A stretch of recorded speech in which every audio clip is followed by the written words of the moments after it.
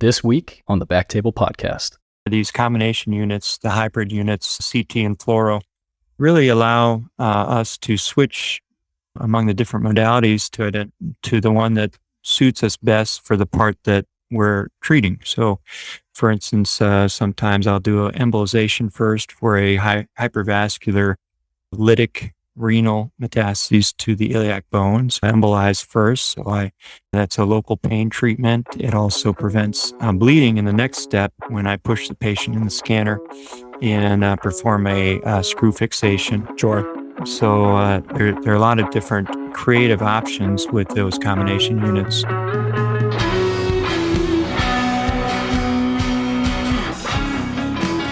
Hello, everyone, and welcome to the BackTable MSK podcast, your source for all things musculoskeletal. You can find all previous episodes of our show on Spotify, Apple Podcasts, and on BackTable.com.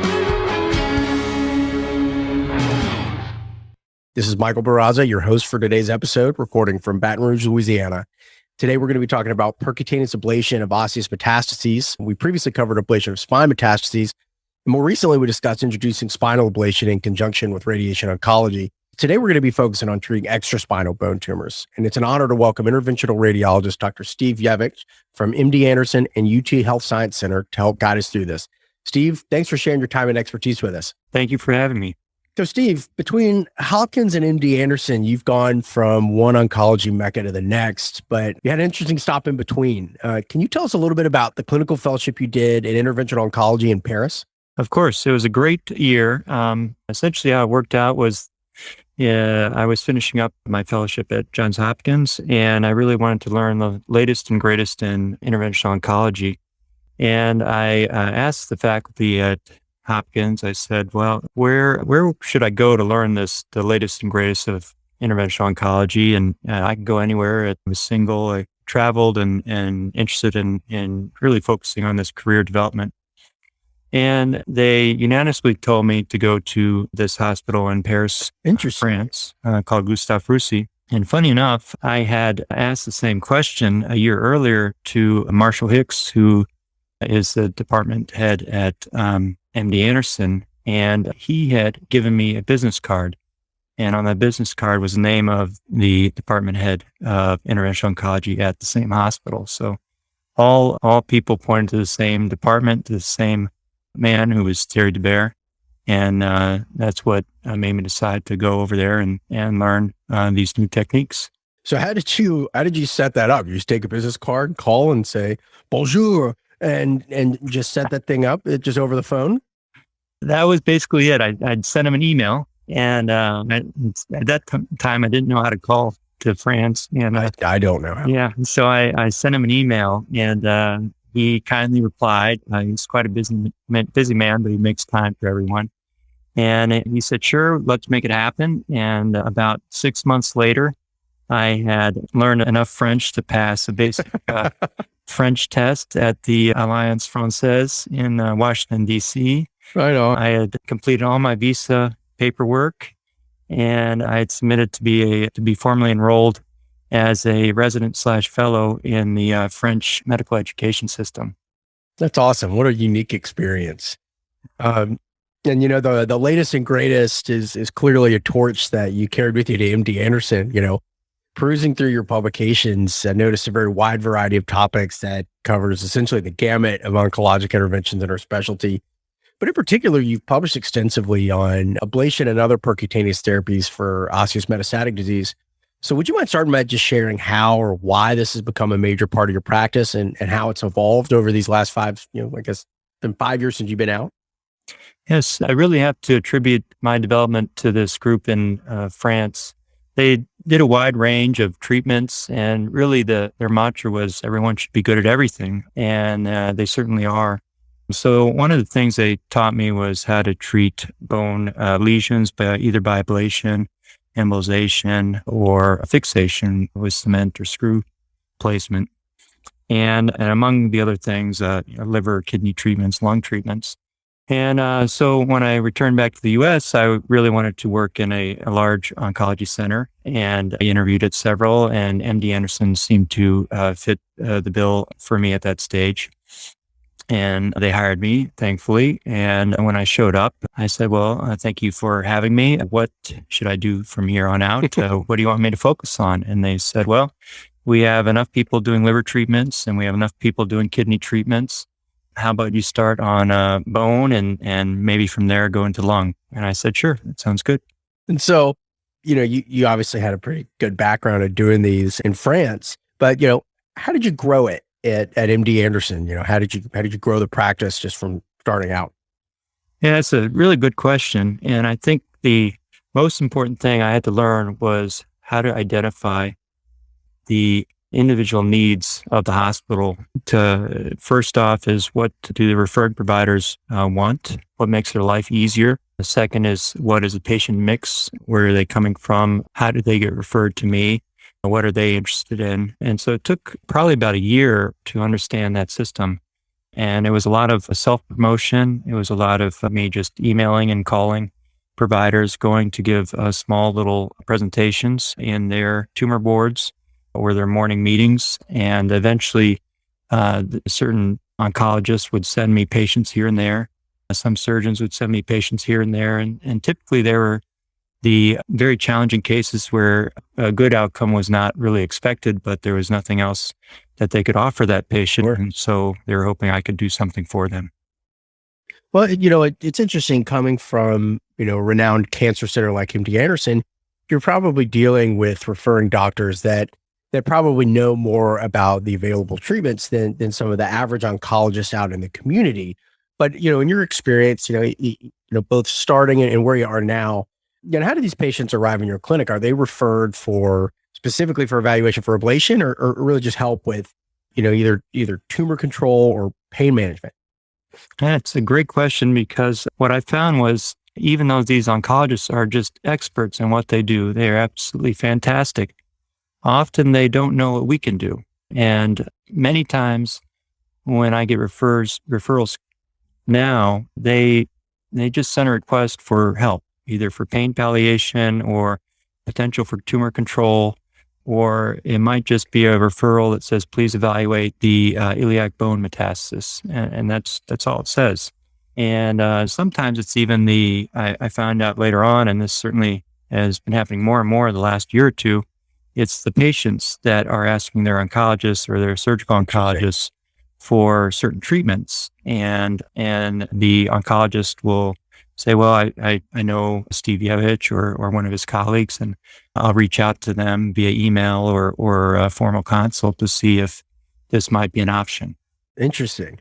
So, we both know that, doing these bone ablations, they're going to vary widely based on lesion, location, associated fracture, et cetera. And then we could easily devote an entire episode to just treating like sacral or acetabular lesions, for example. But I thought we'd try to cover just some of the basics. And to begin, one question I had, are the vast majority of these that you're doing, are these palliative interventions, or are you doing some of these with more curative intent? The majority are palliative, and I would say between 10 to 20% are really curative. Some might be a mixture where it starts off palliative and the tumor locations become more manageable, either by some type of systemic therapy or by my repetitive interventions, and it turns into curative, or vice versa. It might start curative and then the patient unfortunately develops metastases in other locations and it reverts to palliative focus. It's really highly dependent. I think that's why it's so interesting for me and fun for me, because every patient is a little different and it certainly have to exercise a lot of creativity. Are there any other indications that you're using for treating these extraspinal bone lesions? I know, for example, in the spine, occasionally we'll have something come up where, we'll treat and then cement a lesion for fracture prevention. Mm-hmm. Yes, very similarly in the pelvis, any weight-bearing portion of the body, I might cement or place screws for prevention of fracture or ablation as well. Occasionally, I might do soft tissue ablation around nerves, and that's really to prevent those soft tissue tumors from enlarging and compressing upon a nerve. I only get a few referrals from certain oncologists and surgical oncologists that are mindful about these things. Yeah. And that takes a lot of education, and I do a lot of emails with the referring providers and I'll occasionally suggest that I can treat a particular lesion that maybe they hadn't referred that patient for, just for a preventative purpose. In case it grows, it might cause a problem. Sure, that makes sense. So what are, some of the more common locations of the metastases that you're treating? I'd say the most common location is in the iliac bones and the iliac spine, the acetabulum, and the iliac crest. That probably is the bulk of the extra-spinal disease that I treat. There are occasional rib lesions that will be referred to me for pain palliation. And then oddly enough, some shoulder metastases that also come to me. Ribs, that's pretty tough. I mean, even doing a biopsy of a rib lesion is hard if it's small. It certainly is. And the other thing that makes it a bit challenging is that the ribs are out of plane for us and they're very slender. So to gain access can be quite a headache. So, Steve, when you're evaluating a patient with bone metastases, what are the primary lesion-specific or anatomic considerations that determine if it's feasible or not for ablation?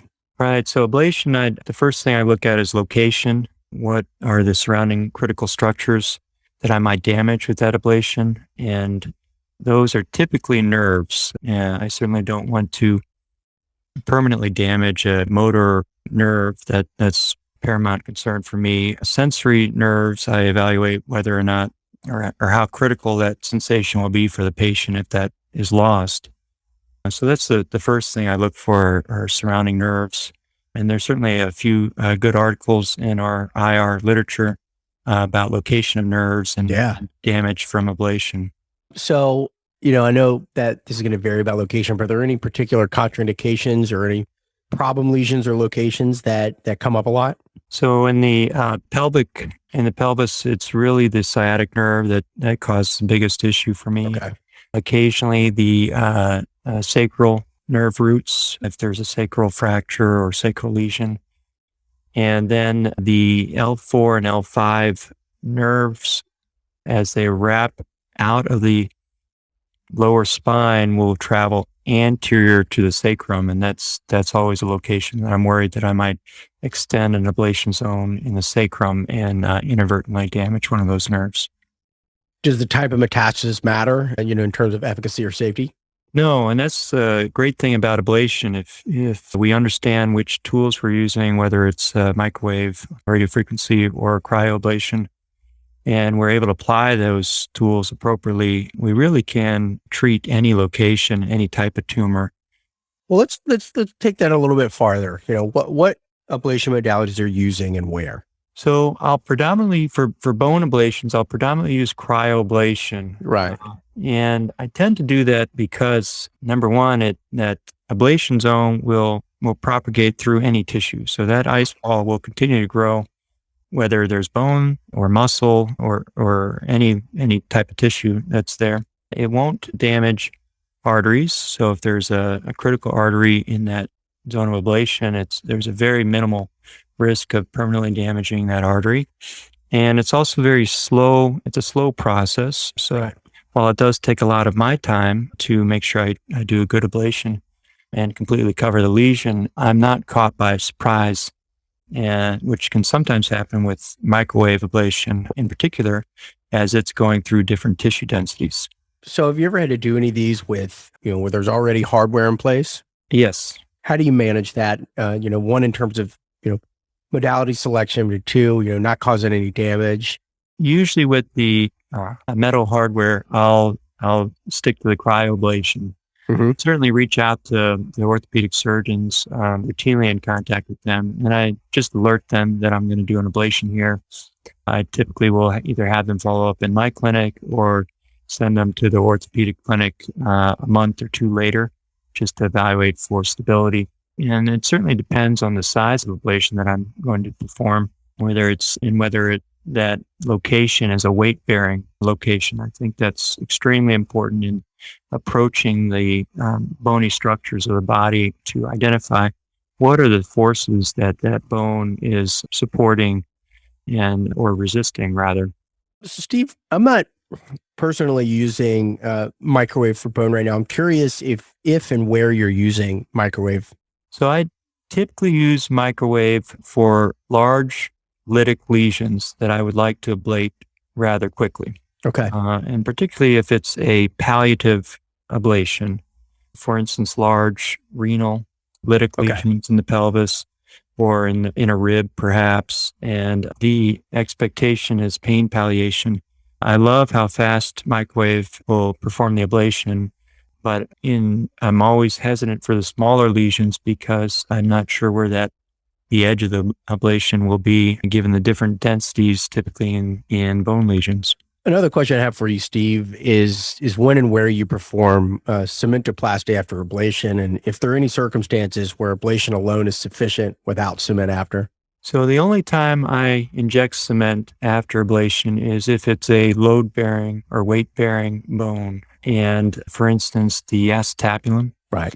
the strip of the iliac bone that extends from the sacroala to the acetabulum, that's a weight-bearing portion. If I'm working in the scapular neck, that does support the humeral head, so I'd rather that not compress. Certainly the vertebral bodies. So those weight-bearing areas. And the only reason why I wouldn't inject cement after ablation in those areas is to monitor for local control. Understood. So, for example, if I have a superior acetabular lytic lesion and it's perhaps a patient with oligometastases, or perhaps this is their only location of disease, I'll do the ablation first and recommend that the patient use weight-bearing devices such as crutches or a cane for the next month or two until their next PET scan or MRI to evaluate for total tumor control.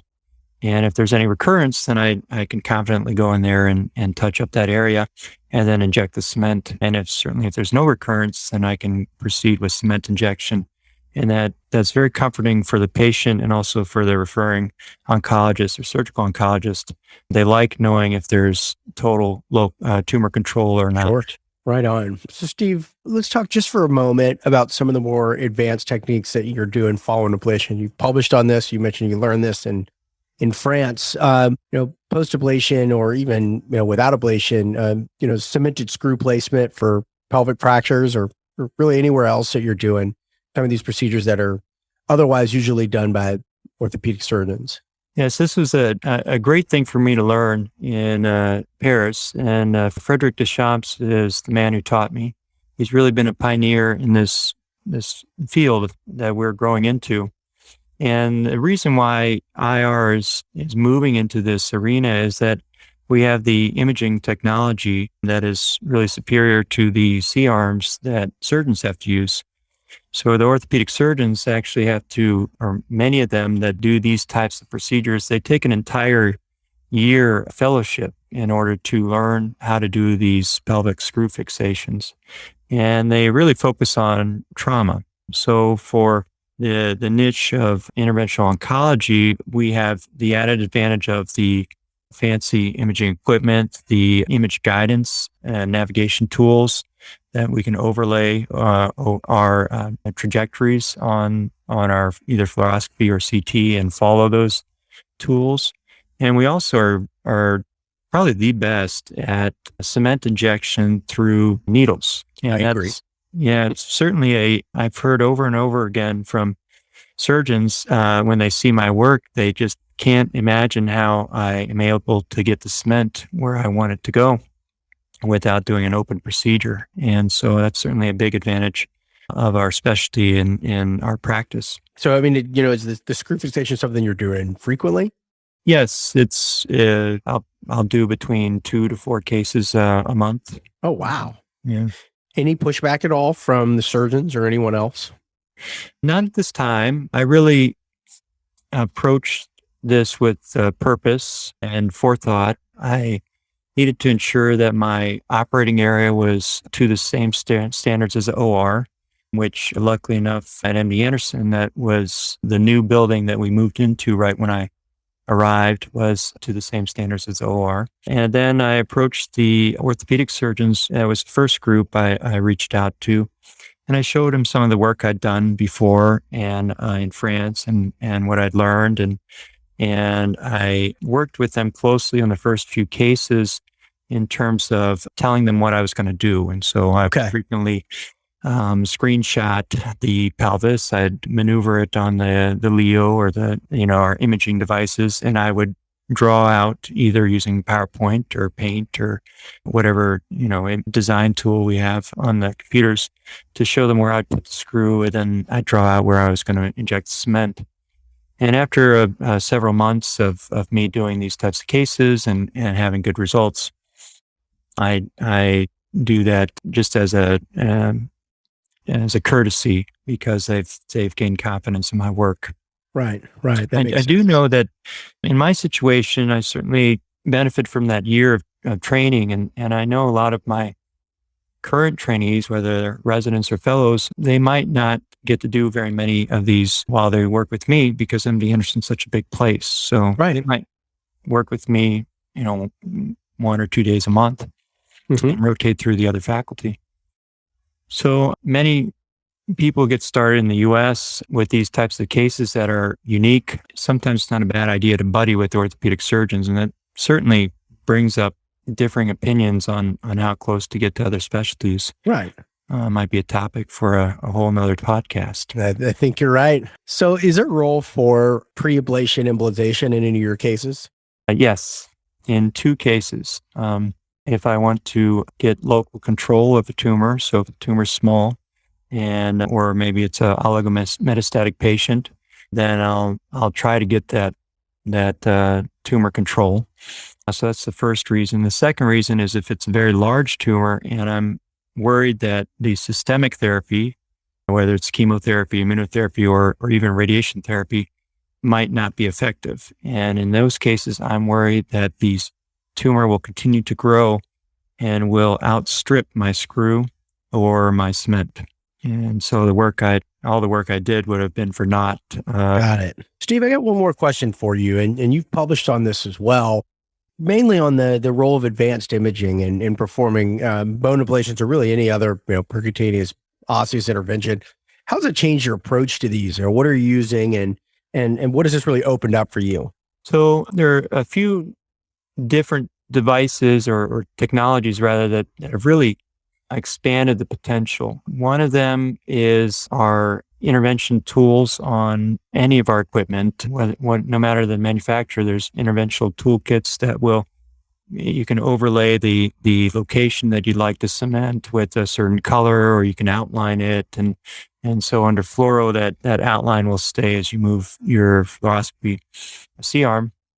So that's the first one. The second one are these combination units, the hybrid units, CT and fluoro, that really allow us to switch among the different modalities to the one that suits us best for the part that we're treating. So, for instance, sometimes I'll do an embolization first for a hypervascular lytic renal metastases to the iliac bones. I embolize first, so that's a local pain treatment. It also prevents bleeding in the next step when I push the patient in the scanner and perform a screw fixation. Sure. So there are a lot of different creative options with those combination units. And the last one is the fusion imaging capabilities, where we can fuse either a MRI or a PET scan to our fluoro or ultrasound to guide needle placement. Right on, Steve. Well, that is about all I've got. Is there anything else that I didn't cover that you want to talk about? No, I think we covered a lot. I'm certainly willing to come on again in the future if there's something else that comes up. Take you up on that. That sounds good. We're grateful, Steve. Thank you for sharing your time with us. And thanks to all of our listeners for joining us today. We'll catch you on the next one. Thank you.